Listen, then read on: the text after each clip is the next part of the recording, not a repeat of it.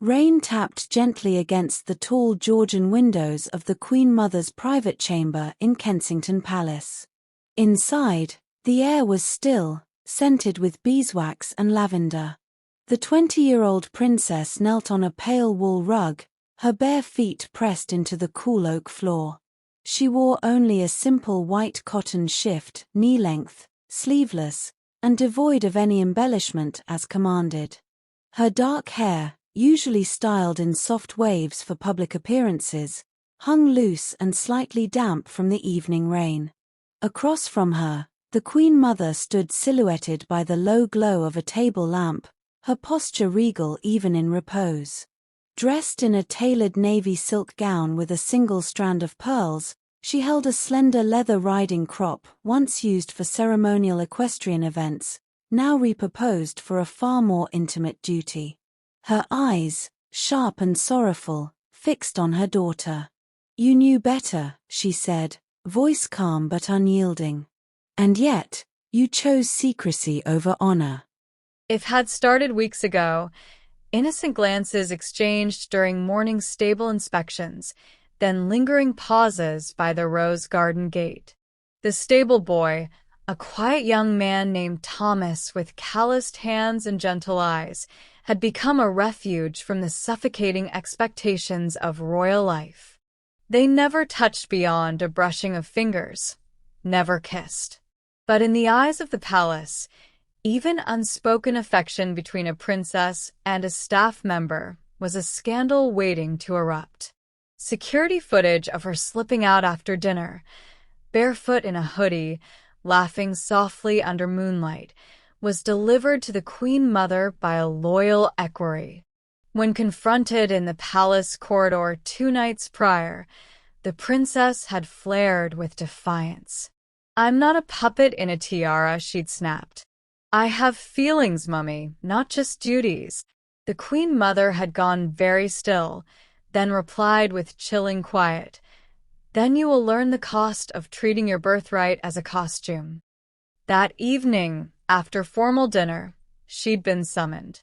Ordered to strip away her silk dress and change into the white shift, a garment reserved only for moments of solemn correction in their family tradition.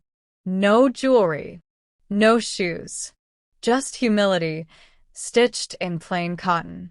"Come here," the Queen Mother said now, seating herself in the high-backed armchair by the hearth.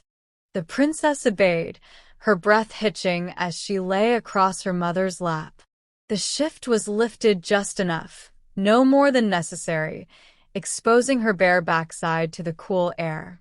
The first stroke of the crop landed with a sharp thwack, making her cry out. It wasn't brutal, but it stung.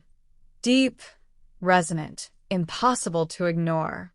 "Each stroke is for a night you chose secrecy over truth," the Queen Mother said, delivering the second. Thwack. "For speaking to me with disrespect." Thwack. "For forgetting that your actions reflect not just on you, but on every person who serves this family with loyalty." Tears streamed down the princess's cheeks. She bit her lip to stay quiet, but small whimpers escaped with every strike.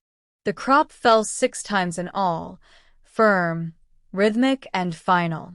When it ended, the Queen Mother lowered the shift gently back into place and held her daughter close, one hand cradling the back of her head. The fire crackled. Rain continued its soft rhythm against the glass. "I'm sorry," the princess whispered, her voice thick with tears. She turned her face upward, eyes red-rimmed and pleading. "I didn't mean to hurt you, or make the family look weak. I felt so alone."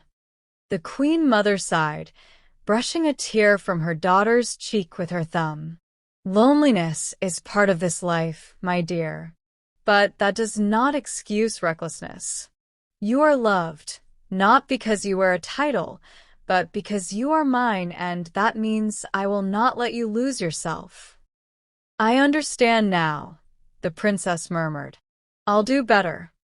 Her apology was raw, genuine, not spoken to end the punishment, but to mend the breach between them. Later, in her room, the princess sat by the window in the same white shift, the soreness on her backside a quiet reminder of the evening's lesson. She stared out at the palace gardens, now glistening under street lamps. She didn't regret caring for Thomas, but she regretted hiding it, pretending her choices existed in a vacuum. She regretted the sharpness in her voice, the dismissal of her mother's concern as control rather than care. Most of all, she regretted forgetting that being royal wasn't about power, it was about stewardship. And stewardship demanded sacrifice. The next morning, dressed in a cream blouse and tailored skirt, the princess walked purposefully toward the stables. Sunlight filtered through the chestnut trees as she found Thomas brushing down a mare. He straightened instantly, eyes wide with worry. "I'm not here for secrets," she said softly. "I'm here to say goodbye properly." She explained, calmly, kindly, that their meetings could not continue. Not because her feelings were wrong, but because her duty came first. Thomas nodded, understanding dawning in his eyes. "You'll always be kind, Your Highness," he said. "That's enough for me."